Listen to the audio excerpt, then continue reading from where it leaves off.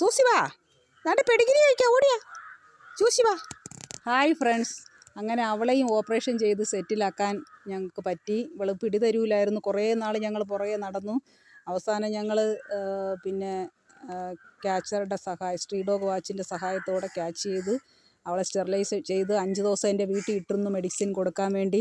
അവളിനി ആ ഇട്ടിരുന്ന മുറിയിലെ രണ്ട് കതകും അവൾ പൊളിച്ചു. മെയിൻ അടുക്കളയിൽ വന്നു. അവിടെ നിന്ന് ജനാലയിൽ അടിച്ചിരുന്ന കമ്പി, എൻ്റെ അടുക്കളയിലെ സാധനങ്ങളെല്ലാം എസ്കേപ്പ് ആവാൻ ശ്രമിച്ച് തല്ലി പൊട്ടിച്ച് ഒരു കരിമ്പിൻ കാട്ടിൽ ആന കയറിയതുപോലെയുള്ള എല്ലാ നഷ്ടങ്ങളും അവളെനിക്ക് വരുത്തി വെച്ചു. വീണ്ടും കൊണ്ട് പൂട്ടിയിട്ടു മെഡിസിൻ തീരുന്നവരെ. വീണ്ടും അവൾ ബാക്ക് കതക് പൊളിച്ച് അവിടെ നിന്ന് എസ്കേപ്പായി. പട്ടിയുടെ കുര കേട്ട് നോക്കുമ്പോൾ അവൾ വെളിയിൽ എൻ്റെ പട്ടിയുടെ കൂടെ നിൽക്കുന്നു, മതിൽ ചാടാൻ ശ്രമിക്കുന്നു.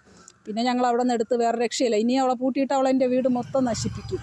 അങ്ങനെ ഞാനെടുത്ത് മതിൽ വഴി അങ്ങ് വെളിയിൽ വിട്ടു. അതിന് ശേഷമുള്ള കോലമാണ്. എന്തായാലും 5 ദിവസം ആൻറ്റിബയോട്ടിക്സ് കൊടുത്തുകൊണ്ട് അവളെ മുറിവൊക്കെ നന്നായിട്ട് ഉണങ്ങി നന്നായിട്ട് ഇരിപ്പുണ്ട്.